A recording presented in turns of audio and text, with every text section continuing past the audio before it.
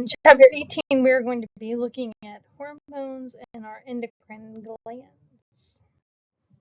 All right, so looking at our endocrine system, it's one of our control systems of the body. We have different cells and glands, and mainly that control is through hormones. So if we look at some of the functions of the endocrine, regulating metabolism. So metabolism is getting and using energy. So the control rate of that nutrient utilization and energy. So if we've just eaten a meal and we have all types of proteins and carbohydrates circulating, how rapidly are we absorbing those nutrients? How rapidly are we storing them? Are we letting circulate in the blood? All of that is controlled by hormones. When we mainly think about glucose levels that are increasing or decreasing, and diabetes and what can happen if that's out of whack. But also it can control the food intake and digestion. So now, again, thinking about nutrients and metabolism after food is in there, well, what determines whether we eat or not? What stimulates hunger and that desire to eat, or the opposite of, okay, I'm full and I'm good, or again, breaking that down. As well as tissue development. So if we think about, especially during embryonic growth, you know, which cells are developing into what. So we have stem cells that can become any type of cell. Well, how does that cell know what to do? Should it become a heart cell? Should it become a neuron? What's it going to do? Controlled by hormones in the endocrine system. Also, ion regulation, especially pH here, but is other things as well. So sodium levels, calcium that we need, of course, for our bone health, but we also need for neuron signaling. So again, what controls that? Our endocrine system. And going along with those ions, we have the water balance. So are we, diluting and getting rid of water? Do we need to reserve it? So controlling those kidneys and urine production. The endocrine system is also controlling our heart rate and blood pressure. So we've talked a lot about the cardiovascular system. So do we need a lot of oxygen going somewhere, and we need to increase that heart rate as we're exercising? Are we slowing it down as we're resting and digesting? Again, hormones help with that. We already mentioned the glucose, but other nutrients. And again, this is whether they're being absorbed into cells or being broken down, like that glycogen that stored up all that glucose. Is it being broken down? Is it increasing the levels in the bloodstream? Our reproductive function, so ovulation, especially in females, and in that drive for reproduction, all of that is controlled. So we think about testosterone and estrogen. Then we have uterine contractions and milk release. So during birth, after birth, all of that is stimulated through hormones. And then finally, modulating or monitoring that immune system. So controlling those lymphocytes and B cells and T cells and their development. All right, so we start with, in the endocrine system, with the pituitary gland and the hypothalamus. And the reason for this is where those two command systems meet up. So this is where our nervous system and the endocrine system are going to interact. Now, the hypothalamus is going to regulate the anterior pituitary. The posterior pituitary is really kind of the same thing, just an extension of that hypothalamus. Okay, so it's a little unique. Again, if we look over here at our picture, so we have the posterior pituitary and the anterior pituitary. Again, that posterior pituitary is really just kind of part of the hypothalamus. And then the anterior pituitary is then controlled by that hypothalamus. Now, there are 9 major hormones, that are released from that anterior pituitary that are shown over here, and we're going to look at. So we have oxytocin, we have prolactin, we think about like with releasing milk production, the melanocyte stimulating hormone, we have gonadotropin hormones like follicle stimulating and luteinizing that ultimately control the ovaries and testes. We have thyroid stimulating hormone. We have the adrenocorticotropic hormone at the adrenal cortex above those kidneys. We have the growth hormone. We also have the antidiuretic or ADH hormone as well. So all of those are being produced by the anterior to regulate a lot of those body functions, as well as secretion from other glands. Now, what this pituitary looks like, again, we kind of looked at the last time, but that pituitary gland is actually connected to the brain. It's just right below, inferior again, meaning lower, right below the hypothalamus by what's called the infundibulum. There are two different lobes that make it up. Again, as we looked at, we have the posterior pituitary and the anterior pituitary. Some other names of those: the posterior pituitary is also called the neurohypophysis, and then we have the adenohypophysis. But again, that pituitary gland, anterior, posterior, thinking mainly about that posterior being an extension of that hypothalamus. So the relationship here then between the pituitary and the brain, and again, that's the job of the hypothalamus. So it's controlling both the posterior and anterior. So the control of the posterior, so the hormones made in the neurons are stored in the posterior pituitary. That's why we essentially say it's an extension of the hypothalamus, because that's the storage place for that. And there's this tract with this incredibly long name called the hypothalamo-hypophyseal tract. And this is where those axons from that are going to help connect that hypothalamus again and allow storage of those hormones in that posterior pituitary. And that tract is going to allow action potentials, those neurons from that hypothalamus, those action potentials will cause the release of hormones. So we think about like neurotransmitters being released in the nervous system, while in the endocrine, the action potentials are going to be releasing hormones. And then if we look at the anterior pituitary, instead of the tract, we have this portal, the hypothalamo-hypophyseal portal. This is going to connect the hypothalamus to that anterior pituitary. And what's going to happen here is the hypothalamus and inhibitory hormones, that's going to either stimulate or inhibit, hence the name, the release of anterior pituitary hormones. Okay, so the hypophyseal tract, that's action potentials coming directly from the brain to the hypothalamus and then to the posterior pituitary to actually release hormones. So it's controlled by action potentials. Whereas the anterior pituitary, it is going to be the release of hormones from the hypothalamus to the anterior pituitary that stimulates or inhibits the release of the anterior pituitary to release its own hormones or to stop releasing hormones.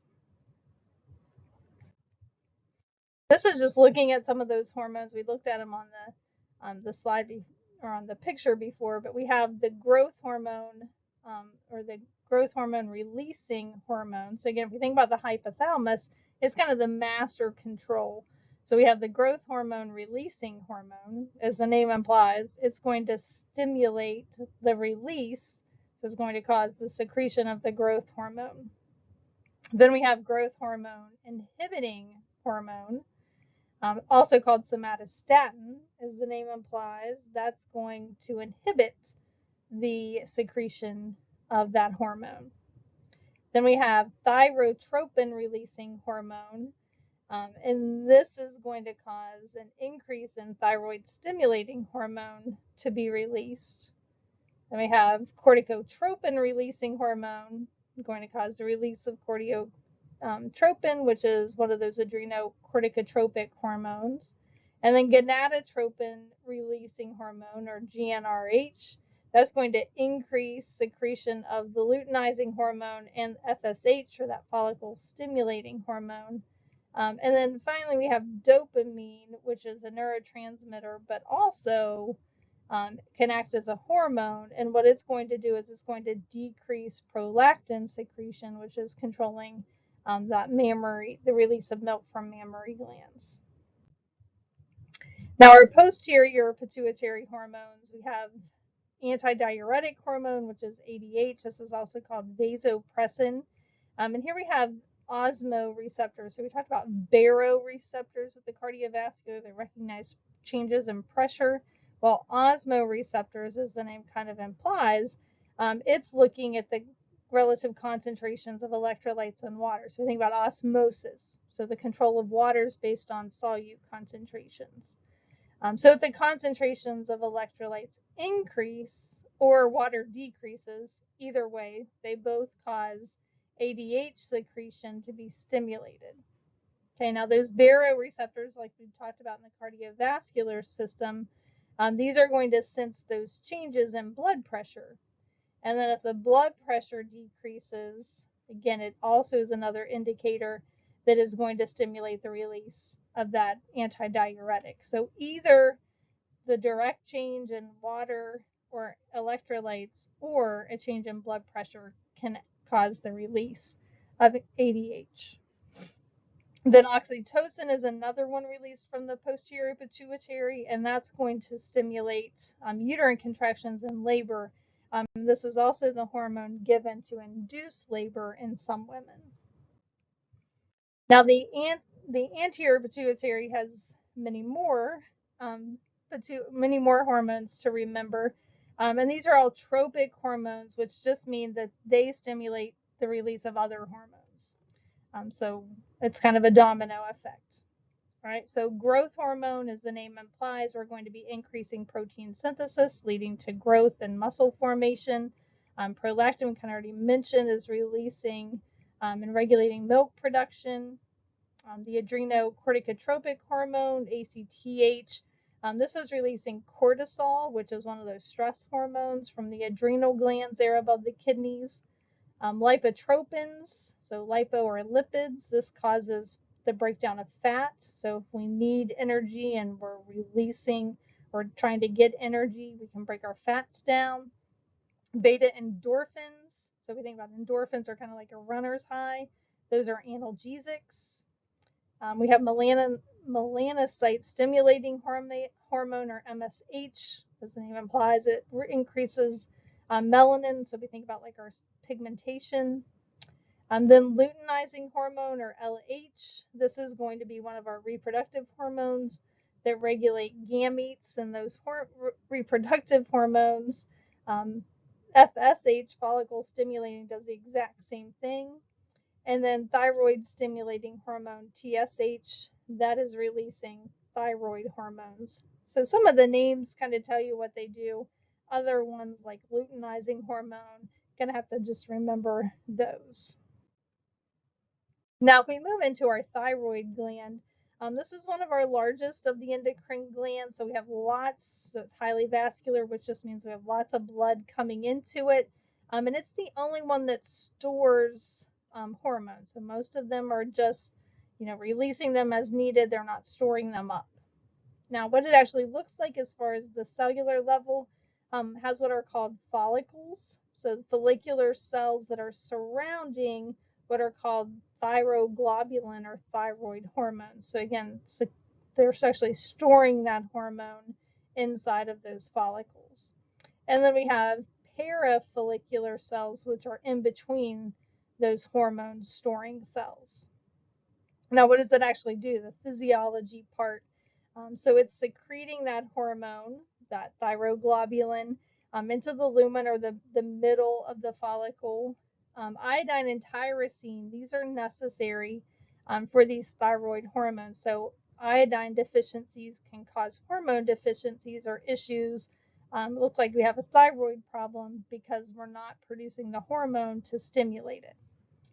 And then the parafollicular cells, they're going to release another hormone, calcitonin, and we think calcitonin, which is decreasing calcium levels.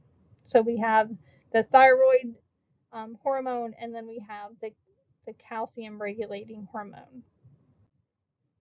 I'm just kind of looking at these cells. So again, we have the follicular cells. Here are lumen, which is going to be storing that hormone here in that thyroglobulin, and then the parafollicular cells, which are just the cells here kind of in between those follicles.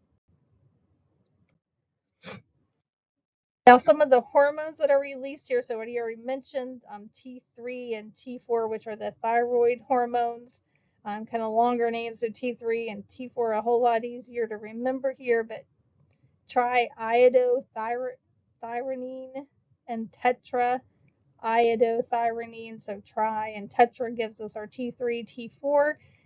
So again, these are mainly being transported bound to what's called a thyroxine binding globulin. So they're not just freely moving through the blood, but this protein produced by the liver is going to help transport it, kind of like we need to transport our fats, they need help. Well, both of these hormones need help. So about 40% of the T4 gets converted to T3 because it's more potent in our cells. And transporting through the plasma membrane by transporters, because it can't just move across, so it needs this transport protein to help it in. Once it gets inside, it goes directly to the nucleus, and that's going to initiate protein synthesis. So it acts as a transcription factor. It's increasing the production of mRNA that leads to more protein. And ultimately, again, thinking about protein synthesis, this will increase our basal metabolic rate. So we think about, if somebody has a high metabolism or low metabolism, this is controlled by the thyroid. So looking at weight changes typically or can indicate a thyroid issue. So again, just regulating that normal growth and maturing of our organs. Now, the calcitonin that gets produced by those parafollicular cells, or C cells for calcitonin, this gets triggered when that calcium is high, and it's going to decrease the concentration. And it's mainly going to be working in the bone, which is where we think about a lot of our calcium being. So it decreases osteoclast activity, which are the cells breaking down bone, because if we already have a lot of calcium, we don't want to be breaking down bone if we don't need to. And it increases those osteoblasts, which are depositing the bone and storing up that calcium. So then just kind of looking at a hypo or hyper secretion, again, thyroid hormone secretion typically is seen with things like weight loss here, or weight gain, and changing our appetite or body temperature, that ultimately all go together to increase or decrease weight. Now, there are other things like goiters that get produced typically whenever we have a deficiency in iodine that can occur here. So again, we see this iodine linked to the production of those thyroid hormones. Now, some abnormal thyroid conditions that we can see, again, iodine deficiency. So if we don't have enough iodine, it's going to look like a thyroid issue, because we're not, even though the thyroid's fine, it can't make those thyroid hormones, either T3 or T4. So now we're going to get thyroid stimulating hormone going up, because it's like, hey, let's start releasing some hormone. And ultimately what happens is the thyroid increases in size, and we get what's called a goiter from that, because of all of that thyroid stimulating hormone being built up, trying to produce this hormone that it can't because it doesn't have iodine. And then we also have, just hitting a couple of these here, Graves' disease. Also have a goiter here with this, but this is one of the autoimmune diseases, and it's most of these individuals have a thyroid stimulating like immunoglobulin. So it actually destroys that thyroid stimulating hormone. So again, it's not producing enough of those hormones. So we get it stored up, and we get the presence or enlargement of the thyroid to cause that goiter. And then if we look here at our parathyroid glands, which are just right beside the posterior part of the thyroid, so called parathyroid, they're right there attached. So these are glands here that are made up of what are called chief cells and oxyophiles or oxyophils. And the chief cells secrete what the parathyroid hormone, PTH. That's going to target the bone, the kidneys, and the intestines. And I'm not really sure exactly what the oxyphils do at this point, but the main hormone here, the parathyroid, the PTH, it gets released by those chief cells. And then what does it actually do? It increases calcium. So calcitonin is decreasing calcium. Parathyroid hormone is increasing calcium as well as phosphate. So it's going to stimulate osteoclasts to break down the bone to increase calcium. So it actually binds to the osteoblast to inhibit those and activate the osteoclast. We also get some reabsorption by the kidneys. So as the urine and everything is moving through the kidneys, it's reabsorbing or taking up the calcium and the phosphate. And then we can also get the increased synthesis of vitamin D because vitamin D helps the digestive system absorb or increase absorption of the calcium and phosphate in the intestines. So we're increasing reabsorption in the urine, increasing absorption in the intestines to have an overall increase of calcium and phosphate. So it depends, regulation depends on that calcium. So if it's low, it gets stimulated. If it's high, it shuts off. So the primary stimulus there for the release of parathyroid would be a decrease in that calcium level.